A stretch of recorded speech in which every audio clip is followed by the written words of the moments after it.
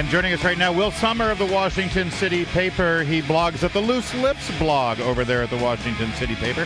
Follow him on Twitter. He's Will Sommer with an O there. With an O. All right, Will Sommer, use those loose lips here to give us your assessment of Muriel Bowser's very challenging first week as mayor. She's had quite a bit to deal with, hasn't she? Absolutely. We're just in the first days of the Bowser administration here, and already, she's had kind of troublesome snowfall, and obviously the far bigger issue is she's had this fatal metro accident. Yeah, and it looks like there's a whole lot of questions being raised still about the response in the metro accident, and it seems like every mayor has issues with the fire department. How is Muriel Bowser's relationship right now with the fire department, and do you think that she's going to be able to answer some of the many questions that are really frustrating people about the response? Sure. So she has sort of an interesting position here as a former member of the Metro Board. So while Metro is, an intergovernmental agency and not really the responsibility of the mayor per se, she has, people. She has a little more to answer for, given that she's more familiar with it than other people. As far as the fire department goes, there's sort of this question over whose fault it was that it, according to people on the train, took as much as 45 minutes for the fire department to get there. There's talk that, perhaps the track couldn't be turned off, which would seem to be a Metro issue. The Bowser administration is sort of hinting that is it. She said they got to the station within a, quote, customary time frame, although they won't provide, when that customary time is, so who knows. And so they're sort of hinting at that, although they haven't come out and said that this was Metro's fault. Well, I was reading a lot of the stories about how Muriel Bowser was handling this, and she says, look, we're going to get to the bottom of it. We're going to get some answers for you. We're going to find out what the problem was, and we're going to do our very best to solve the problem. But I did notice sort of an interesting thing. She wouldn't let the fire chief speak on this matter.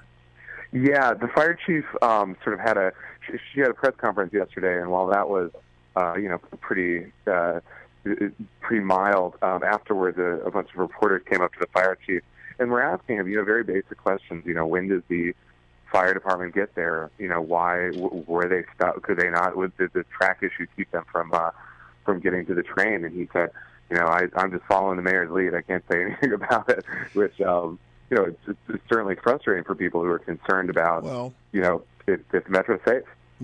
I guess the thing that I'm asking is, beyond the Metro issue, if her instinct is to tell the fire chief you can't talk to reporters, does this perhaps portend something for the future about the relationship and the way she's going to manage the people who work for the city that reporters deal with on a regular basis? Well, certainly I think one of the hallmarks of the Bowser campaign was a very sort of lockdown media strategy. We saw during the summer. She was very reluctant to appear at debates. It certainly seems that they approach it to sort of say that the media appearances have to be managed very carefully if they happen at all. Our guest is Will Sommer. He of the Loose Lips column over at Washington City Paper.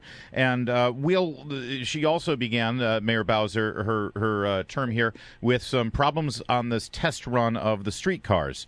In fact, they keep having accidents, and they keep having stories about accidents that we didn't even hear about weeks ago. When we had her on and asked her about it last week and asked her, whether she was going to move forward with the planned schedule and rollout of the streetcar, she suggested, all bets are off right now. In fact, she even said there's a new mayor in town. What do you think that's looking like, and what is her strategy with the streetcars? That's a great question. We are not hearing, in theory, the streetcar should be opening next week, according to Vince Gray. But although obviously, as you mentioned, she has not been willing to stick to that deadline.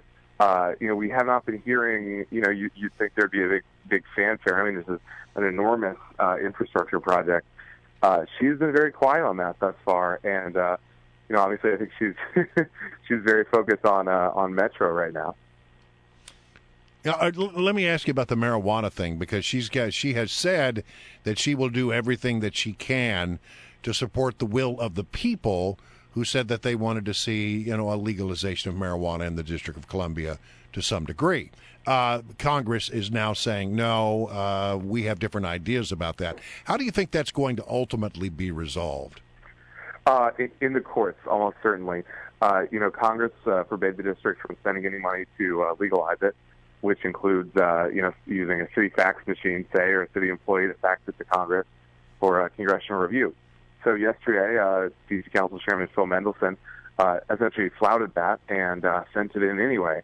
Now, whether Congress, I don't think Congress, and especially Maryland Representative Andy Harris, who's sort of the big driver on this, I don't think they're going to take that lying down.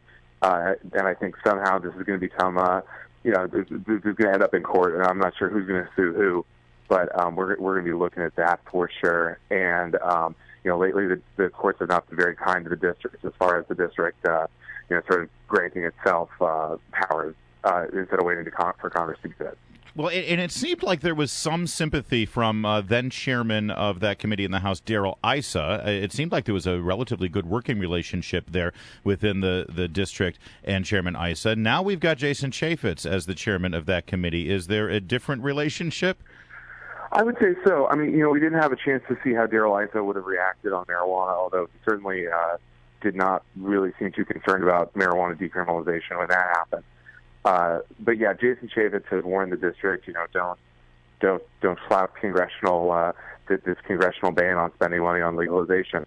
So I would not be surprised if he comes down harder than Darrell Issa would have. Also on that, is it the district now that's taking up that fight against Congress, or is the group that pushed that initiative, that, by the way, passed with over 70% of the votes of the people in the District of Columbia, are they also engaged in that battle? And by the way, do you know, would it be better if it were the people going after Congress versus the District of Columbia, which has certain constitutional constraints?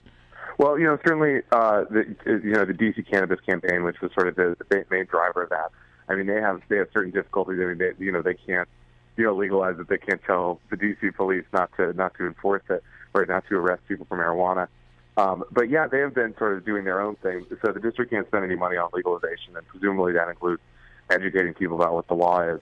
So one thing the D.C. Cannabis Campaign has done is they've printed up these sheets that double as filter tips for joints, that have little facts about the law. So, while you're making your joint, you read about it. Well, there you go. There you go. At least they know their audience. All right. So, look, take a step back. She's been in there a couple of weeks now. Tell me what you think. What kind of grade would you give the mayor as she's kicked off her mayorship?